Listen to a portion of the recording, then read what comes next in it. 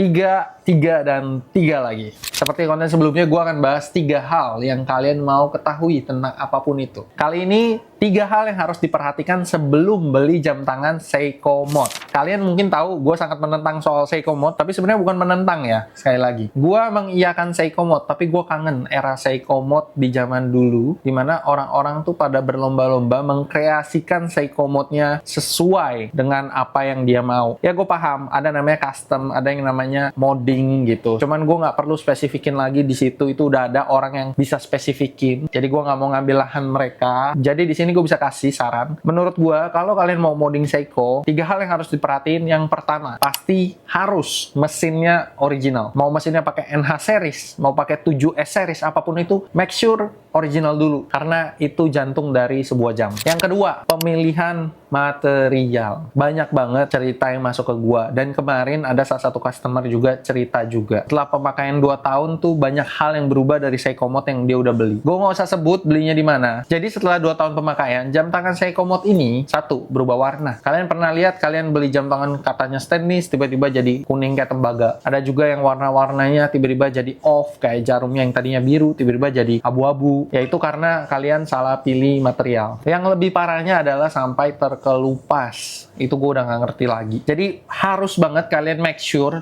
jangan sampai kalian dapat part yang kualitasnya jelek. Jangan asal murah, carilah kualitas yang bagus. Karena itu bakal nentuin Seiko Mode kalian. Itu bakal bertahan berapa lama tergantung itu. Dan yang ketiga, dan ini paling penting, buatlah desain kalian sendiri. Jangan tiru-tiru Submariner. Jangan tiru-tiru Datejust. Aduh, please. Gue udah pernah bahas ini. Gue nggak mau bilang itu fake, tapi semua partnya udah dari China. Kembalikan era dimana Seiko Mode bener-bener di mode sesuai yang kalian mau gitu. Kalau gua masih ada project gua, jadi kayak gue beli SKX kayak 007 gitu kan. Gue ganti dialnya pakai dial Kanagawa gitu. Bezelnya gue ganti yang full gray, atau gue custom sendiri ukiran-ukiran. Please bring back zaman-zaman kayak gitu. Bukan kayak kita asal mirip brand ini pakai tulisan atau embel-embel kayak yang paling gue benci tuh kayak Seiko Nautilus gitu. Aduh, udah cukup gitu. Jadi bukan asal, tapi kita punya ciri khas di jam kita. Itulah seni dari modding. Dan waktu Seiko Mode masih bener-bener bagus, itu tuh banyak banget yang kayak case turtle, dia combine sama bezel apa, dimasukin, nggak masuk, dipotong bahkan, sampai bezelnya bisa masuk. That's the real custom gitu. Kita ngorbanin part asli antar Seiko, kita campur biar bener-bener itu ya jam Seiko,